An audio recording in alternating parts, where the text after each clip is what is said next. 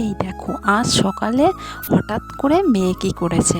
আমি ওইদিকে কাজ করছি সকালবেলা, আমি এদিকে ঘরে আসিও নি, আর ও চা করেছে।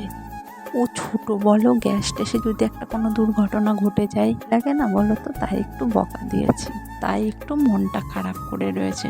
অবশ্য আমার অনেক কাজে হেল্প করে দেয়। আর তারপর তাড়াহুড়ো করে রান্না করে বেরিয়ে পড়লাম ননদ বাড়ি। ননদের শরীরটাও ভালো না, আর আমরাও গিয়েছিলাম একটা দরকারে, তাই শ্বশুরমশাই বললো ফলটা নিয়ে যাও, যাচ্ছই যতক্ষণ। তারপরে গাড়িতে তেল ভরে ননদ বাড়ির থেকে ঘুরে আমরা একটা কাজেই গিয়েছিলাম দরকারে, তবে সেই কাজটা না হওয়ায় আমরা বাড়ি চলে আসছিলাম ননদ বাড়ি থেকে ঘুরে। আর তারপর হঠাৎ করে বলল বাড়ি চলে যাব, চলো এক জায়গায় নিয়ে যাই তোমাকে।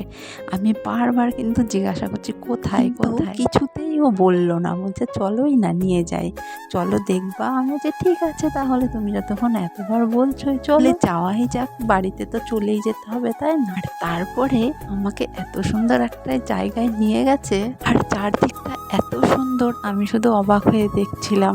দেখো খুব সুন্দর তাই না।